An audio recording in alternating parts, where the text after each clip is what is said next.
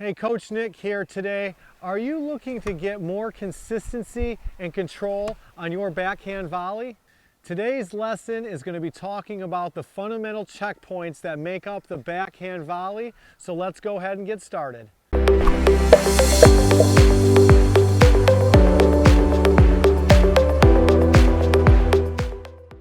As with every stroke except for the serve, the number one thing we start with is a good ready position. Right, we want our feet shoulder width apart, our knees bent, our racket out in front and our elbows out, and we'll talk later on about those elbows, because if we bring that racket back, that elbow out of my non-hitting hand is going to be very helpful. So with the one-handed backhand volley, knees bent, feet shoulder width apart, racket out in front of you about 45 degrees and elbows out, and that's your ready position. Let's go ahead and take a look at the unit turn.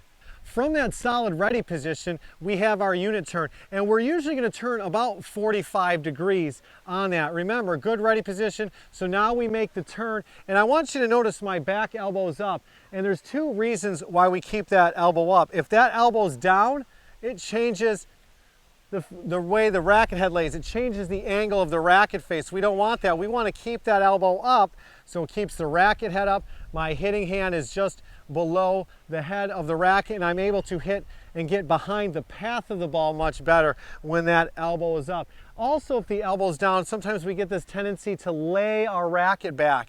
You can see that sometimes, and there's a situation sometimes you want that racket laid back, but if not, if the ball's coming too fast and we lay that racket back, then we have to almost like a rainbow to hit this ball, and you have to have really good timing to hit that ball in front.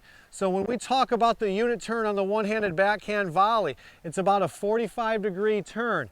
Back elbow up, racket head, racket face up, and my hitting hand just below here, and that makes a really good unit turn. And let's go ahead and talk about checkpoint number 3, the contact.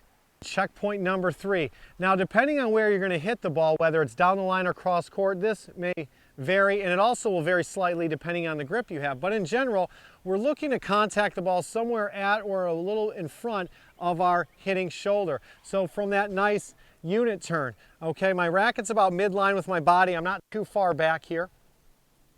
And when I go to make contact, I'm going to bring the racket forward, and notice my non-hitting hand is starting to come off my body, and my dominant leg, my right leg, is going with the racket here. So we're going to turn, unit turn, extend out to the ball out in front of us.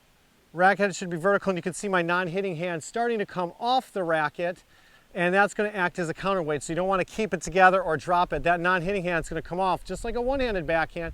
And notice I want that contact to be out in front of my body, and I'm getting behind the path of the ball, whether it's lower and I have to hit up, okay, or if I'm at midline, I have to bend a little bit. Get the racket face behind the path of the ball when you hit that ball at contact. And let's take a look at checkpoint number 4, the extension.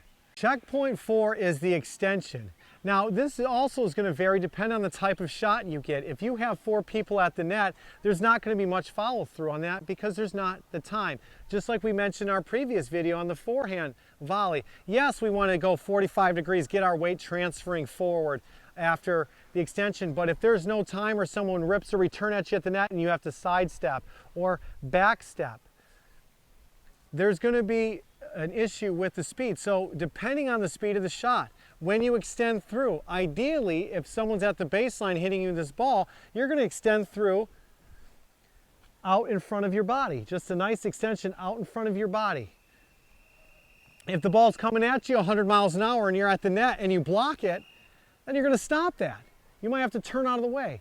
So the extension is going to vary based on the speed of the incoming ball that's coming to you. But in general, if someone's at the baseline and they hit you a shot and you can turn and hit that backhand volley, you're going to follow through a little bit towards the opponent, and that finish is going to be out in front of your chest here, straight out in front of me, not around here or up here. It's going to be out in front of the body on the extension. But again, that varies by the shot that you're given and the speed that you're given.